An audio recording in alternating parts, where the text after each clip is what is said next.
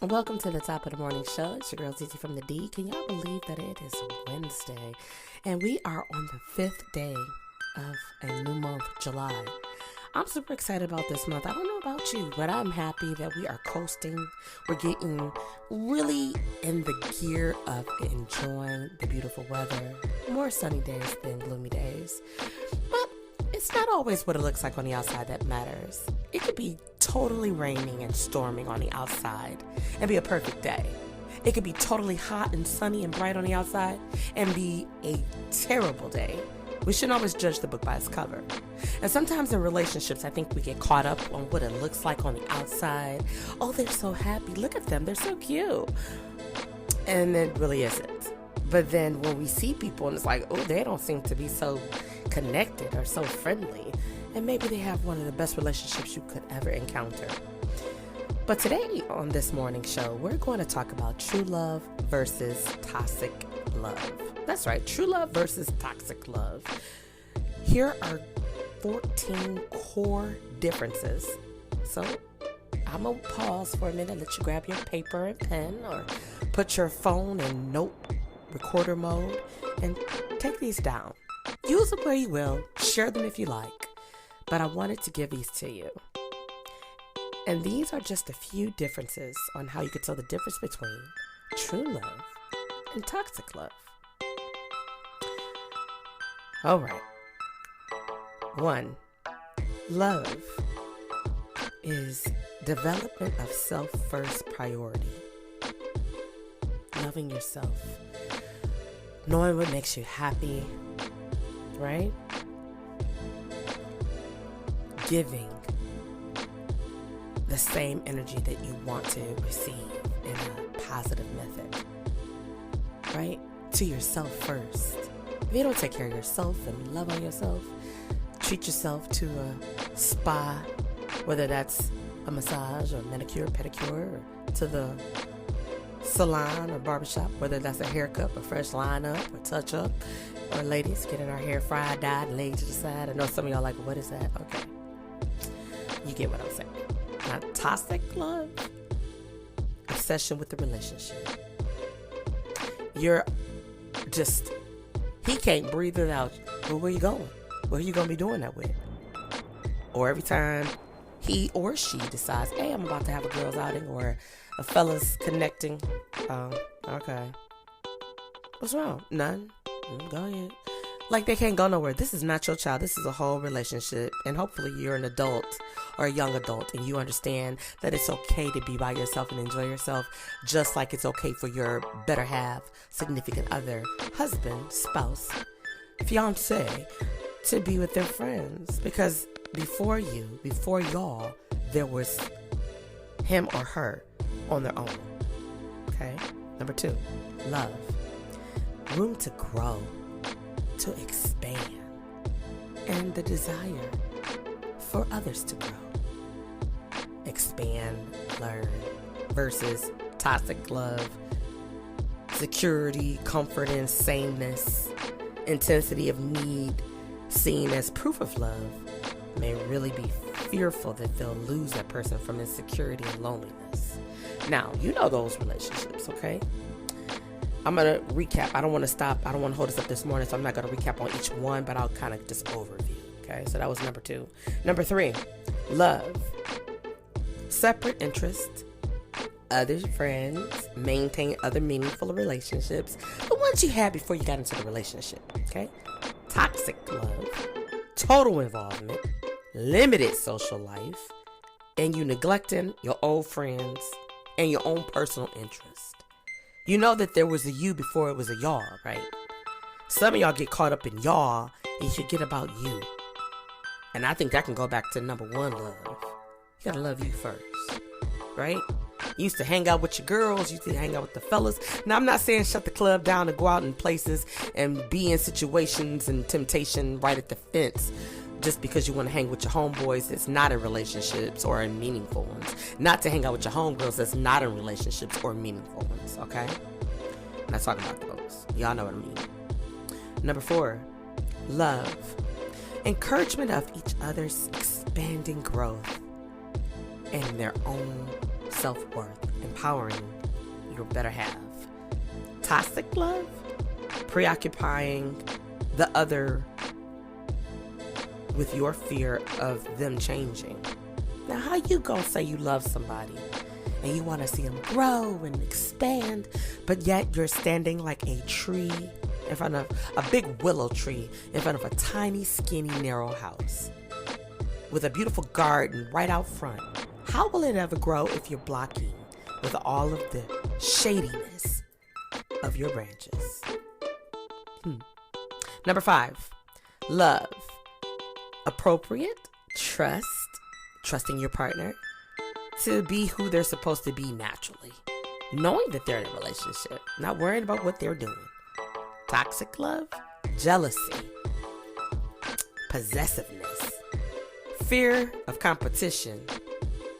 Like you got to protect this like this is your territory. First of all, when you're in a relationship with somebody, it's not territory. You don't own her. You don't own him. Love is not jealous. You want to see your girl win. You want to see your man win. If you are looking at your boyfriend, your girlfriend, your wife, your husband, like, well, they just doing their thing, huh? Damn. You have toxic blood running through your veins. And whether it's today or tomorrow, you'll expose yourself, and hopefully he or she will set you straight, and y'all will leave that toxic relationship alone. Unless you want to get some help and grow and admit that sometimes you find yourself a little bit envious of them because they're doing this or they're doing that, and you feel like you're not. Let them know, like, I'm not jealous of you. I'm kind of envious of it, because it's like, damn, what am I doing wrong? And that takes a man or a woman to stand up to say that. I don't know how many of y'all would do that. But if you see your man winning, you see your woman winning, you're supposed to be cheering them on. Not in the stands of the haters. Number 6, love. Compromise, negotiating, or taking turns at leading. You can't always lead, okay? Whether you're a man or a woman. Problem solving together. Let's work this thing out. This is a situation. Toxic love on this situation? Power play for control. Blaming, passive, or aggressive manipulation. Now, y'all know what that looks like, okay? Number 7, love. Embracing of each other's individuality. The toxic love of that? Trying to change others to who you are.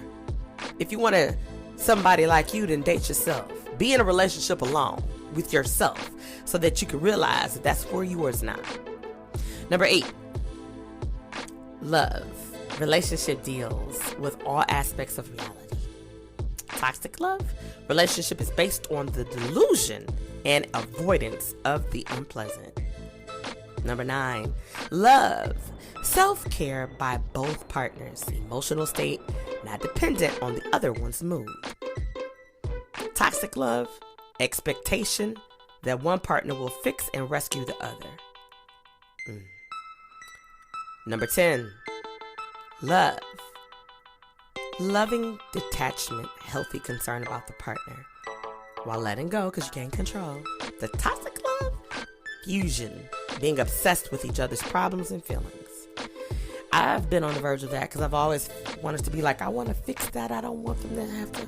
Well, you got to go through something, right? Number 11, love. Sex is free choice growing out of caring and friendship. Toxic love of that. Pressure around sex due to fear, insecurity, and need for immediate gratification. Like what? Yeah.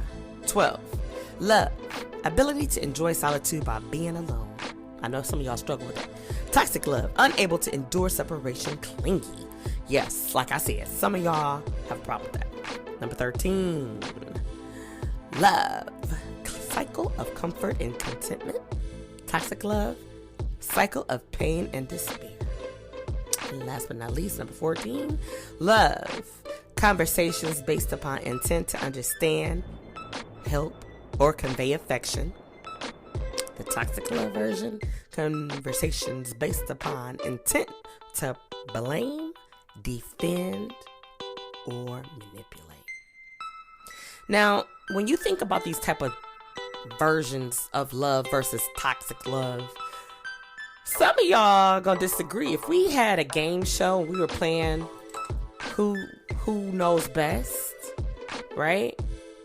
How many of you would honestly be able to sit down and pin down what your significant other would say you have? Better yet, I think the game would be better not to even put the title if it's love or if it's toxic love, and just leave it like you choose A or B, right? And we're talking about you, as in you yourself. Then on the flip side of that, you choose A or B for your significant other. That would be quite interesting. I really think that would be quite interesting. I think that would allow you to really look at one another for who you really are without having any type of pressure, and looking at each other for who you're not. Because I think sometimes in relationships we get kind of caught up with that. And some of us really need to look at that on a serious note. But outside of that, ladies and gentlemen, that's all I have for you this beautiful Wednesday morning. Whatever you're doing, or whatever you have to do, I should say, I hope that you do it well. I hope that you had a wonderful holiday yesterday, whatever it is you chose to do and whoever you chose to do it with. I know it can be real crazy sometimes, but we have to make the best of every situation and circumstance, no matter what that looks like. Honestly, we just really, really, really have to take a really deep look and say, I get that. And then really question yourself, do you? Join us tomorrow morning as we get ready for another amazing top of the morning show, as we are getting through this week really fast and quick, getting ready for a wonderful, wonderful, wonderful vacation coming up, whether that's a daycation, a staycation, or a weekend getaway. Some of y'all are lucky to get away a little bit more longer than a weekend. So if you are, whatever you do, do it safe. I'll see you soon.